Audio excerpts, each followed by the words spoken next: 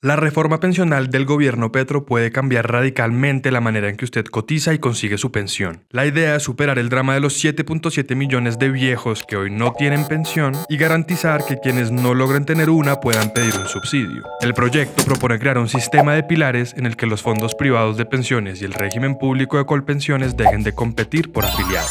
Eso significa reinventar el sistema de pensiones que empezó a funcionar en Colombia hace 30 años con la Ley 100.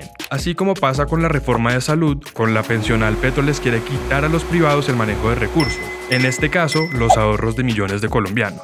En la práctica eso marchitaría a los fondos privados que perderían el grueso de sus afiliados.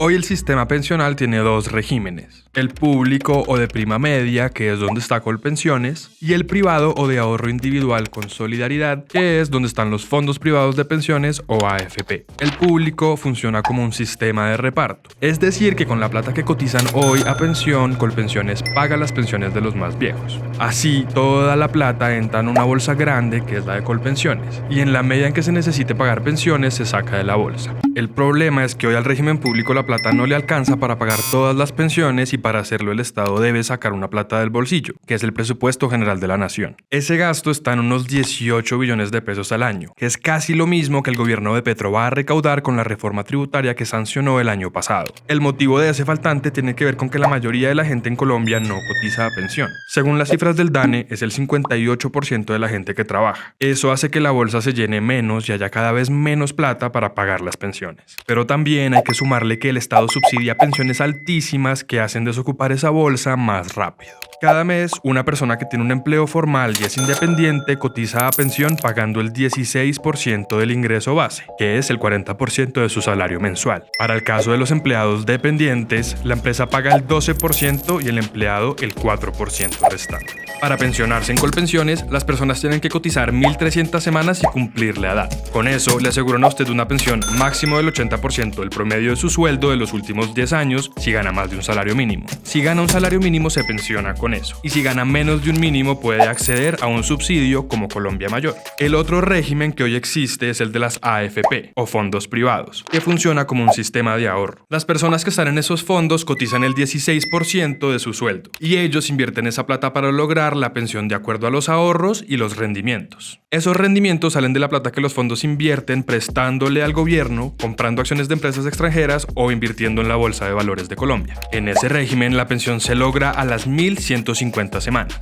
Como los fondos solo le devuelven lo ahorrado más los rendimientos, eso no siempre es lo equivalente a un promedio de salario de los últimos 10 años, como si pasa en Colpensiones. Una de las grandes críticas del presidente Petro a los fondos privados son esas inversiones que hacen en empresas de grandes conglomerados económicos y en obras de infraestructura. Por eso, con su reforma quiere cambiar la manera como se maneja la plata de las pensiones y plantea un sistema de pilares en el que los dos regímenes se complementen y no compitan como pasa ahora, que uno tiene que escoger entre uno o el otro. La reforma plantea que haya 4 pilares: el solidario, el semicontributivo, el contributivo y el de ahorro voluntario. El solidario está pensado para las personas más vulnerables y pobres que tienen la edad de pensionarse pero que nunca cotizaron a pensión. Para ellos, que son unos 2,5 millones de personas, la reforma propone girarles 223.000 pesos al mes. En el segundo nivel, el semicontributivo, la idea es darle una renta vitalicia, es decir, hasta la muerte, a las personas que sí cotizaron a pensión pero no alcanzaron a las semanas o el ahorro para pensionarse. ¡Mis ahorros! ¡Mis ahorros, mi dinero!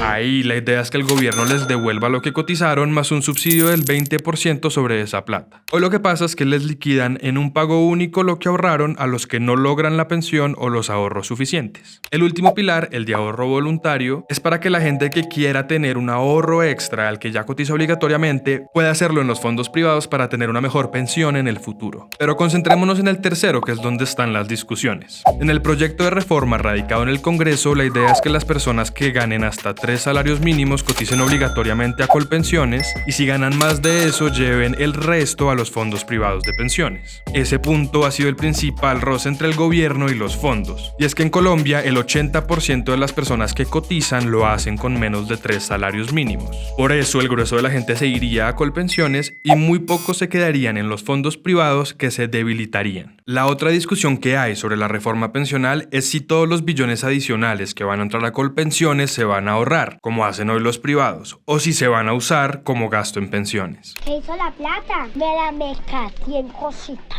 Para que no se pierda la plata que hoy los fondos privados invierten, se creará una especie de fondo privado o AFP pero pública que haga lo mismo. Así quedó escrito en la ponencia de la reforma que llegó al Congreso. Se trata de un fondo de ahorro con el que los dineros nuevos que entran a Colpensiones se puedan invertir en comprar acciones o prestarle al gobierno, mientras se pensiona a la gente que entra al nuevo régimen pensional. Esa plata no se podrá convertir en plata de bolsillo del gobierno de turno, sino que debe servir para cubrir pensiones futuras. Para garantizar que ese fondo no esté ligado al gobierno, habrá unos miembros independientes, aunque también representación de personas del Ministerio de Hacienda y del Banco de la República, quienes tomarán las decisiones sobre lo que se haga con la plata.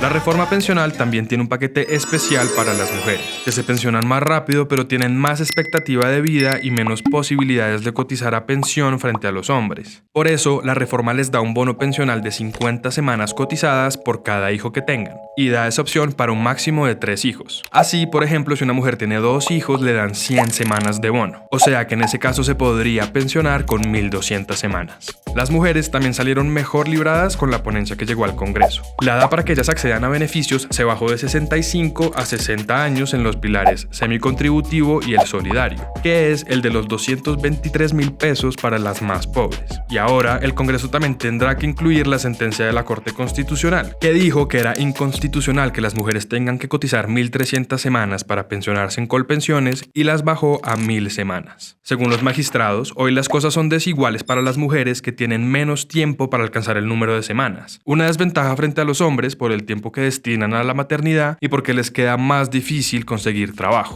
En los fondos privados el requisito para las mujeres seguirá en 1.150 semanas, aunque si se aprueba la reforma eso también cambiará porque se unificarán los sistemas público y privado. Eso sí, la reforma no toca los requisitos con los que la gente se pensiona en Colpensiones o en los fondos privados de pensión. Es decir, no cambian las semanas ni la edad de pensión para ese pilar, un tema que es sensible en países como Francia, donde ya la están subiendo porque la expectativa de vida de la gente también está aumentando, una medida que generó grandes manifestaciones. En Colombia, los hombres se pensionan con 62 años y las mujeres con 57 años, pero la expectativa de vida es mucho más alta, 72 años para hombres y 78 para mujeres. No subir la edad de pensión es una de las líneas rojas del presidente Petro. En un tuit él respondió que primero renunciaba antes que hacerlo, ante un rumor que había porque el exministro de Hacienda, José Antonio Campo, no descartaba esa posibilidad. A pesar de que la reforma pensional no genera tanta resistencia como sus hermanas, las de salud y laboral, el pulso que se viene en el Congreso será grande por definir cómo y quién va a manejar la plata de las pensiones. Eso será clave, además, en un escenario en el que cada vez tenemos más viejos que necesitan pensión, pero habrá menos jóvenes que sostengan el sistema con sus aportes.